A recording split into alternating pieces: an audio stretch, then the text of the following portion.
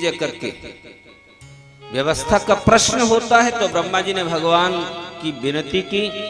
ब्रह्मा की नासिका से 12 भगवान प्रकट होते हैं और 12 भगवान ने पृथ्वी जो है हिरण्याक्ष का वध करके और पृथ्वी को फिर से जल पे स्थापित किया। यहां विदुर जी ने थोड़ी जिज्ञासा प्रकट की मैत्री जी से, भगवान ये हिरण्याक्ष कौन था? कृपया हृदय को सुख देने वाली कथा आप मुझसे कहें। सुखाय कर्माणि करो तो लोको नतई सुखम वान दोपार मम्बा विंदे भूपस्तत एव दुखं यदत्र भगवान यदत्र युक्तम भगवान वंदेनः। यहाँ पर कथा आती है, बोले कि कश्यप की 2 पत्नियां थी, दिति और अदिति।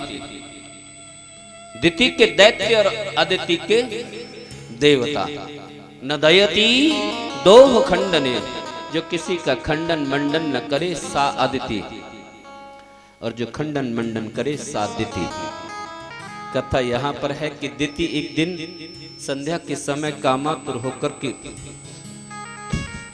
और भगवान की जो है उन्होंने अपने पतिदेव से समागम की जिद की।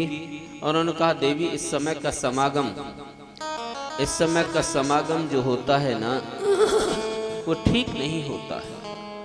इस समय का समागम जो होता है ये राक्षसी संतान पैदा करता है। लेकिन उन्होंने जिद की, समागम हुआ और वो संतति भी पैदा हुई।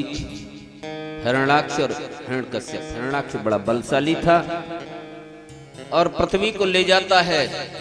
देखिए एक और बात बताएं, ये हिरण्याक्ष हिरण्यकश्यप कौन बने थे? दिति के गर्भ में किसने जन्म लिया था? जय और विजय। ये शनकाद ऋषि से श्रापित होते हैं। लेकिन भगवान ने ये जब शनकाद ऋषि से कहा, बोले भगवान, तो बोले ठीक है, आपके इस प्रेम को देख करके मैं कहता हूं अंत में ये आपको ही प्राप्त होंगे। 3 जन्मों में इनको दैत्य जरूर बनना पड़ेगा।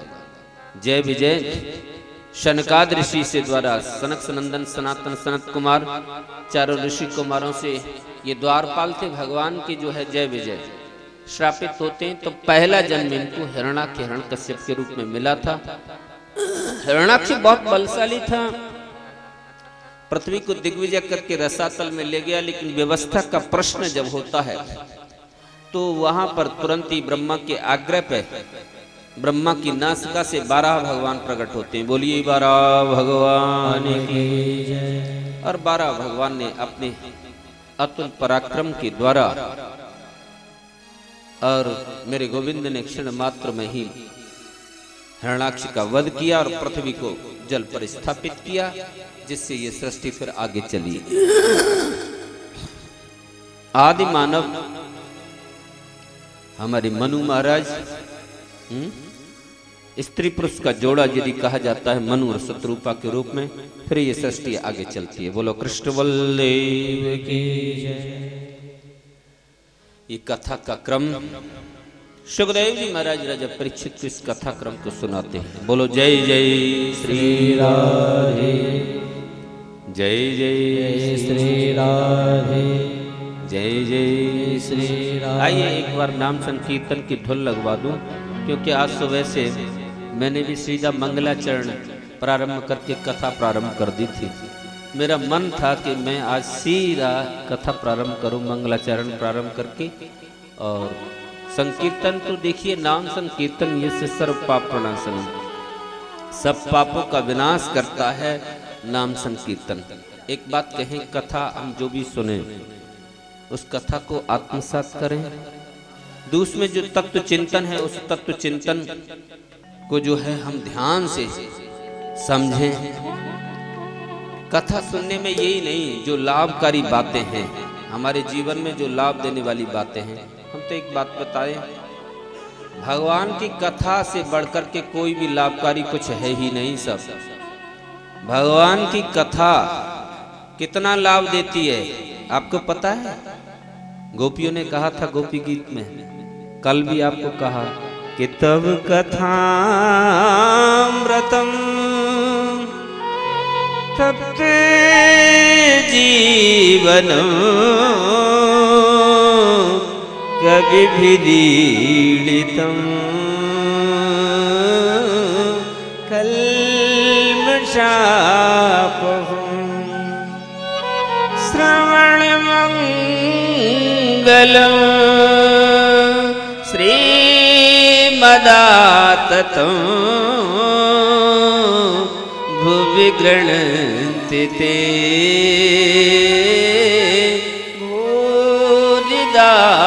जना। भगवान आपका कथामृत जो है ना, संतप्त जीवन को सांत्वना देता है। ये संसार की विभीषिकाओं में जब ये हृदय संतप्त हो जाता है ना, क्योंकि संसारी जीव के साथ में ये त्रिताप, दैहिक, दैविक और भौतिक, इन त्रितापों से ये हृदय संतप्त हो जाता है।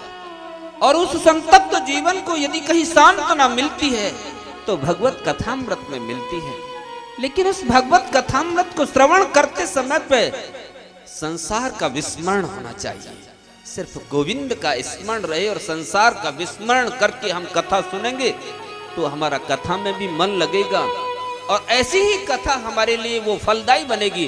ये हजारों कथाएं सुनते सुनते हम अपने जीवन को बिता दें, वो लाभ आंशिक दे सकती है, लेकिन असली फलदायी वही है जहां अपने को भुला करके, अपने संसार को भुला करके सिर्फ हम और हमारा प्रभु है और हम प्रभु की कथा सुन रहे हैं, बस इस बात का स्मरण रहे। बोलो राधे राधे, जय जय श्री राधे। और कवि भिरीडितं कल्मषापहं, कली के समस्त पापों को धोने की सामर्थ्य है तो भगवान की कथामृत में है। आपको डबल डबल पाप धोने का मौका मिल रहा है।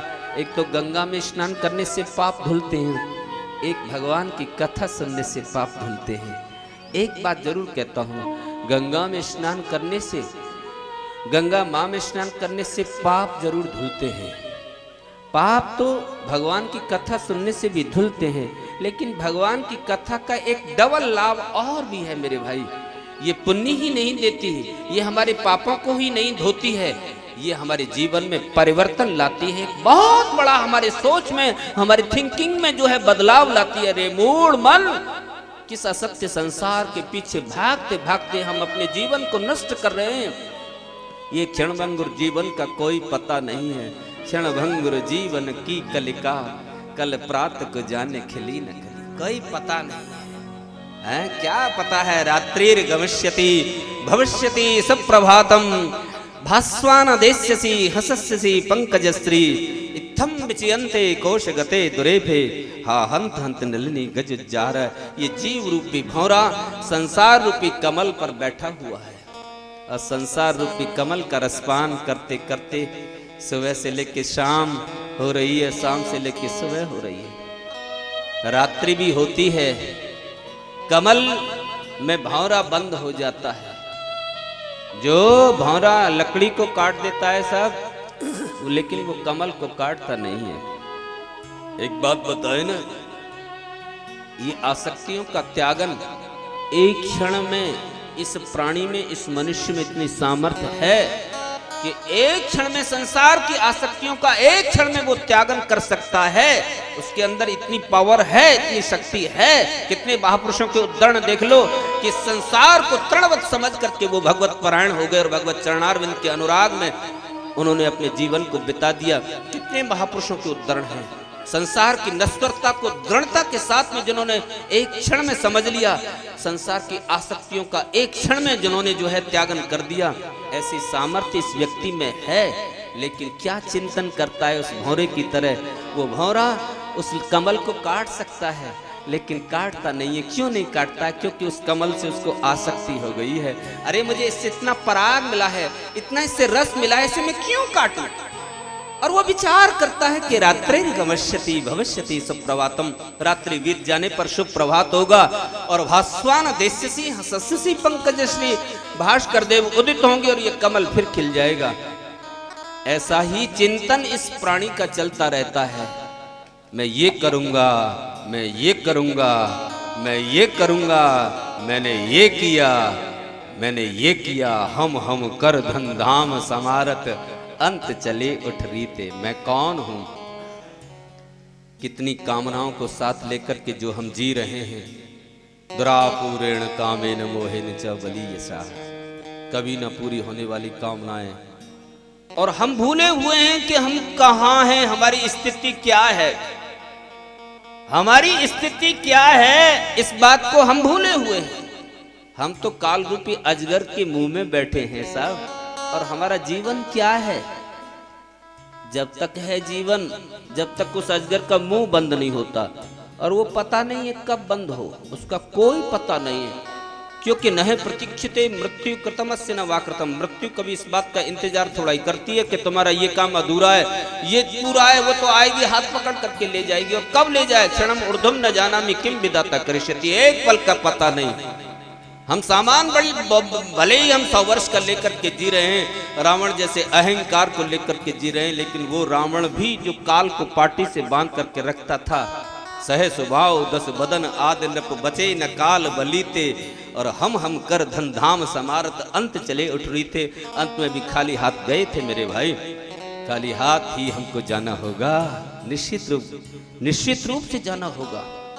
सिकंदर ने तो यही दिया था, ऐसे कि मेरे हाथ को इस प्रकार से फैला करके वो पूरे विश्व पर शासन करने वाला बादशाह बोले कि मैंने सब कुछ देख लिया, लेकिन मैं आज यहाँ से संसार से खाली हाथ जा रहा हूँ, और विश्व को ये संदेश देता हुआ जा रहा हूँ कि किसी के साथ में कुछ जाता नहीं है। यहाँ तो व्यक्ति मुट्ठी बांधे आता है और खाली हाथ जाता है।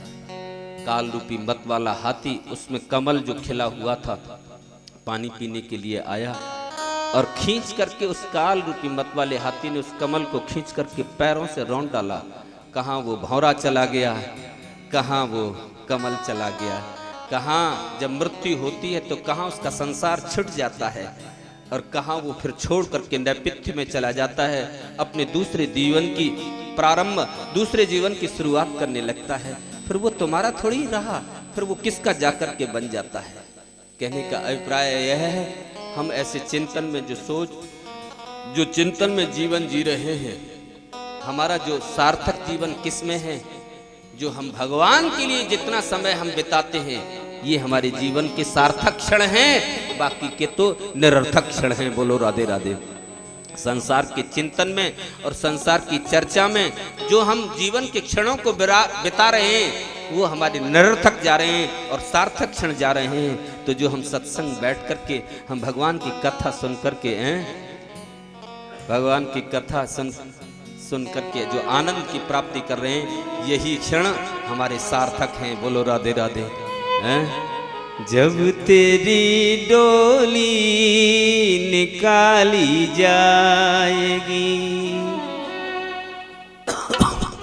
बिन मुहूर्त के उठा ली जाएगी, जब तेरी डोली निकाली जाएगी, बिन मुहूर्त की निकाली जाएगी, जब तेरी डोली निकाली जाएगी, जब तेरी